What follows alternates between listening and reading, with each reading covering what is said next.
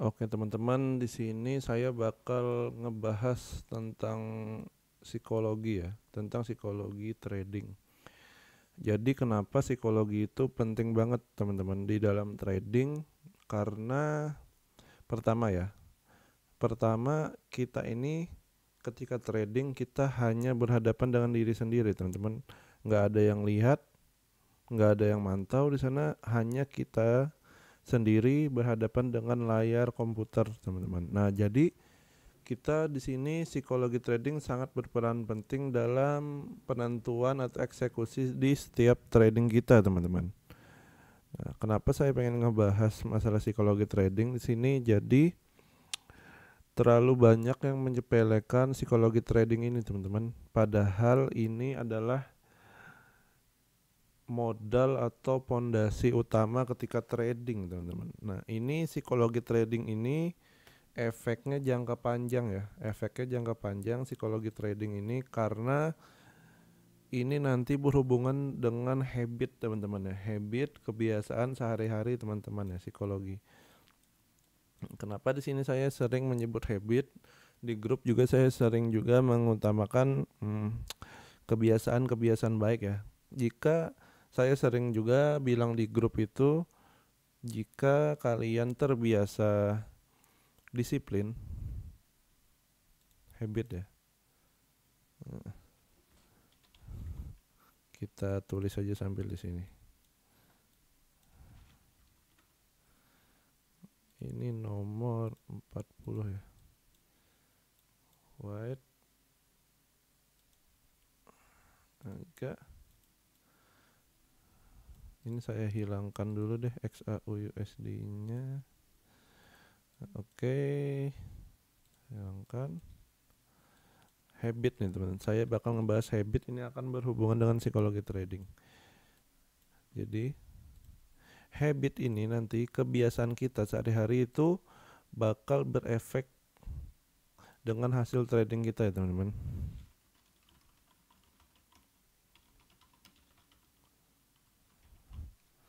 Ini saya bakal ngebahas ini. Nah, habit. Kadang teman-teman kebanyakan para pemula atau para trader di luar sana itu memiliki habit ketika kesehariannya sehari-hari itu kegiatannya mungkin saja misalnya kurang disiplin atau kurang mematuhi aturan-aturan yang berlaku. Nah, jadi itu bakal ke bawah ketika trading, teman-teman. Itu yang saya rasakan selama ini ya. Yang saya rasakan selama ini. Nah, ini kenapa penyebab saya ini selama trading ya, teman-teman. Jujur, selama trading saya baru MC satu kali, teman-teman. Baru MC satu kali karena saya ya, ketika sehari-hari itu ya tidak tidak biasa saja gitu, tidak melanggar aturan atau apa, tetap misalnya ada lampu merah misalnya kan, nah, teman-teman tetap itu lampu merah sesuai dengan aturan yang berlaku, itu nggak boleh diterobos misalnya kan, misalnya dari kebiasaan di situ ya. Nah, jadi saya itu kadang kalau ada manual book ya, ketika beli barang sesuatu saya biasanya itu bakal baca sampai habis, teman-teman. Saya itu jarang tuh di rumah atau di mana langsung buka, misalnya langsung buka barangnya, barang baru nih baru datang, saya jarang gitu langsung buka langsung saya pakai. Saya pasti biasanya membaca manual booknya sampai selesai, dan alhasil nggak terjadi apa-apa ya sama barangnya karena saya sudah sesuai petunjuk, teman-teman. Nah, habit ini, kebiasaan ini bakal pengaruh besar ketika trading. Teman-teman bakal sering sekali melanggar trading plan ya, trading plan teman-teman sendiri atau sistem trading ketika trading ya. Nah, misalnya ada mentor ngasih tahu jangan overload, money management, disiplin, jangan terlalu overtrade dan pakai stop loss misalnya. Nah, itu kan kebanyakan itu ya, orang bilangnya seperti itu, tetapi alhasil kenapa masih MC ya, teman-teman? Banyak sekali teman-teman trader di sana gampang sekali MC, teman-teman. Padahal Jika kita mengikuti aturan ya, mengikuti aturan yang berlaku itu dengan risk 2% dari modal itu gimana cara MC-in ya teman-teman? Gimana? Nah, kadang saya itu bingung ya. Kadang saya bingung tuh di luar sana bilang ya, "Bang, risk 2% lama kayaknya gitu." Yang dilihat tuh selalu kayaknya ya teman-teman. Nggak dilihat prosesnya, habitnya. Teman-teman bayangkan jika teman-teman kebiasaan averaging misalnya atau ngebom lot gitu. Nah, itu bakal pengaruh ketika jangka panjang, teman-teman. Benar sekarang. Nah, benar sekarang itu mungkin misalnya ada teman-teman yang profit dari ngebom lot gitu atau averaging dan marti gitu. Nah, benar sekarang bakal profit. Nah, pada hari itu profit tapi di hari berikutnya teman-teman apakah menjamin itu profit? Misalnya enggak ya. Misalnya enggak apa? MC, teman-teman. MC bakal nggak sanggup nge-cut loss karena averaging kan, nggak ada stop lossnya. Nah, habit, tar. Saya bakal nambahin di sini. Habit. Nih, jarak apa? Tidak disiplin dalam sehari-hari.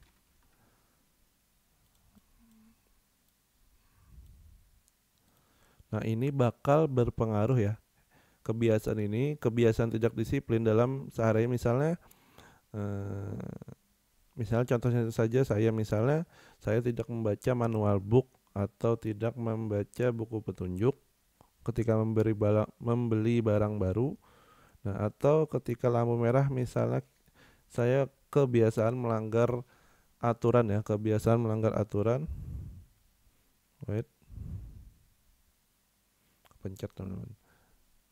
Nah, aduh, ntar ya. Nah, misal saya ketika sehari-hari kebiasaan melanggar aturan lampu merah, saya pada lampu ini jelas merah ya, dilanggar terus, misalnya diterobos. Nah, lalu misalnya amit-amit ya terjadi kecelakaan ya. Nah, itu kan akibat habit ya, akibat kebiasaan kita tidak disiplin, teman-teman. Tidak disiplin. Jadi ini bakal berpengaruh ya ke trading ya. Sangat-sangat berpengaruh habit ini yang dinamakan psikologi ya. Psikologi trading ini bakal pengaruh banget, teman-teman. Ini yang saya rasakan ketika dulu ya. Ketika dulu di awal trading saya tidak terlalu tidak terlalu melanggar aturan-aturan yang berlaku, teman-teman. Misalnya ya, mentor saya ngasih tahu metodenya A, B, C. Nah, saya cuma pakai A, B, C aja, teman-teman. Jadi saya nggak ngalamin yang coba ini itu metode ya. Coba ini itu misalnya mentor saya ngasih tahu ini, saya coba ini. Nah, kata mentor saya risknya misalnya jangan besar ya. Saya ya sudah jangan besar gitu. Simpel itu. Tapi ini menjadi kendala kita juga, teman-teman. Karena ya kendala teman-teman itu trading dan bergabung di komunitas trading itu satu ya. Pertama, bentar. Nah, saya bakal ngebahas komunitas juga. Nah, kendalanya itu ya, ketika teman-teman itu ingin menjalankan habit yang bagus ya, misalnya ingin disiplin dalam trading plan. Nah, dan juga kendalanya yang lain itu bakal muncul, teman-teman. Teman-teman bakal terpengaruh ketika trading di dalam komunitas suatu grup ya, grup Telegram atau WA atau apapun ya, atau Discord. Nah, teman-teman bakal di situ bakal kena bias ya, eh, hasil dari teman-teman yang lain ya di dalam grup tersebut yang juga nge-share hasil-hasil trading, misalnya yang mereka share hasil profitnya saja ya. Nah, teman-teman bakal terpengaruh di sana ya. Itu minusnya trading itu bergabung dengan komunitas, teman-teman, komunitas atau di grup. Nah, jadi di sini teman-teman benar-benar penting ngefilter grup sosial media teman-teman khususnya di trading teman-teman. Jadi dipastikan itu komunitas teman-teman tuh harus positif ya, maksudnya di sini misalnya saling support ya. Misalnya di grup tersebut saling sharing trading plan teman-teman. Jadi yang di-share itu sebelum entry teman-teman, bukan sesudah entry sudah running profit baru di-share ketika SL nggak di-share kan gitu ya kebanyakan. Jadi di sini teman-teman perlu support system yang benar-benar mendukung teman-teman. Misalnya tadi trading di dalam komunitas itu, nah di komunitas itu teman-teman harus ngecari teman-teman yang nge-share ide-ide trading sebelum entry teman-teman. Sebelum entry dan sesudah entry itu misalnya meng-share juga ya edukasinya kenapa bisa hit TP atau kenapa bisa hit SL, dan juga sebelumnya tadi alasannya entry apa, risknya berapa, lotnya berapa, kalau hit SL lossnya berapa. Nah itu salah satu contoh grup trading yang positif teman-teman. Nah jadi dan juga di grup tersebut tuh biasanya jarang ya harusnya nggak menyarankan kayak full margin atau averaging itu teman-teman, atau misalnya eh, tentunya mengajarkan money management yang baik teman, karena ini bakal berpengaruh dengan hasil jangka panjang teman-teman. Nah kenapa begitu hasil trading jangka panjang, ketika ini teman-teman rahasianya kenapa disiplin dengan trading plan dan money management yang sehat itu bakal berpengaruh teman-teman. Kenapa ini ketika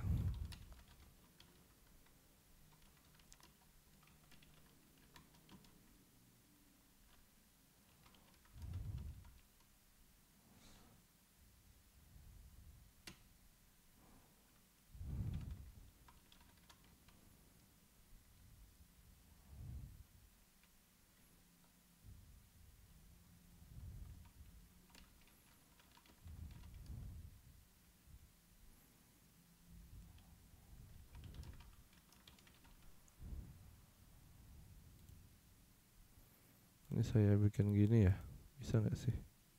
Nah ini teman-teman, ini misalnya habit kalian ya, habit kebiasaan baik teman-teman dalam sehari-hari itu bagus. Nah ini bakal berpengaruh dengan hasil trading jangka panjang teman-teman. Misalnya selalu disiplin dengan trading plan atau money management. Nah teman-teman ketika mengelola dana besar, misalnya ada investor datang pengen mendanain teman-teman 1 M misalnya, atau misalnya teman-teman ada modal besar, modal yang benar-benar besar misalnya. Nah teman-teman bisa ngelola dana itu jadinya teman-teman. Nah jadi nggak yang apa ya sembarangan gitu, jadi nggak ada lagi yang namanya MC teman-teman. Nah jadi forex ini kita bakal ngebikin image positif lagi ya dari bisnis forex ini, karena ini sangat sangat sangat fleksibel teman-teman. Bisnis ini itu modalnya fleksibel, nah, waktu fleksibel, modalnya kan paling misal tentunya uang, lalu internet teman-teman, dan modal kemauan tentunya. Nah ini bakal berpengaruh ketika teman-teman bisa ngelola uang besar nanti. Nah jika teman terbiasa disiplin trading plan, money management sehat, dan tradingannya profit, nah teman-teman ketika orang ada mau invest dana ke teman-teman, atau teman-teman pengen ngegulung modal lagi, teman-teman pasti tenang atau confident, percaya diri teman-teman, karena teman-teman punya kebiasaan yang bagus tadi, disiplin dengan trading plan. Jadi teman-teman mau ngelola dana seberapa pun tetap profit teman, apalagi ngelola dana besar ya. Nah ini yang saya alami teman-teman ketika saya mengelola dana ya, dana suatu komunitas gitu. Nah jadi ada yang dititipkan ke saya teman-teman, teman saya dititipkan ke saya, dan nah mereka itu pengen gitu karena ngelihat hasil tradingan saya. Jadi komunitas ini adalah beberapa kenalan saya gitu, dia itu pengen nginvest kemarin. Nah gara-gara melihat portofolio saya gitu. Nah di sini perbedaannya gini teman, perbedaan orang yang benar-benar punya uang besar, cara pikir uang orang yang punya uang banyak itu, atau yang ya bilangnya ya menengah ya, menengah ke bawah itu teman-teman. Nah, ini yang saya alami ya. Karena saya kebiasaan tadi, habit yang disiplin tadi, dan saya nurut apa kata mentor saya dulu ya, jangan overload, jangan overtrade, money management sehat. Nah, itu yang saya terapkan selama ini ketika trading. Nah, di situ saya apa ya bilangnya, mendapat buahnya ya, buah hasilnya. Nah, ini yang saya dapatkan kemarin ketika ditemui yang orang tadi, orang kenalan saya tadi. Jadi cara pikir orang kaya itu teman-teman, dia pertama melihat performa trading saya. Nah, itu yang dia lihat itu teman-teman, itu tuh hasil trading atau history trading itu dalam jangka panjang teman-teman, dalam jangka panjang, misalnya 6 bulan terakhir, 3 bulan terakhir, atau 1 tahun terakhir, bagaimana hasilnya, bagaimana lossnya itu, seberapa lossnya kemarin, dan drawdownnya itu ya, drawdown dia pengen tahu apa ya, loss loss terbesar dari bisnis ini itu berapa sih. Nah, dan juga ekspektasi keuntungan per bulannya itu berapa sih. Nah, jadi cara pikirnya itu beda dengan orang-orang yang biasa tuh, atau orang awam yang trader-trader pemula ya biasanya.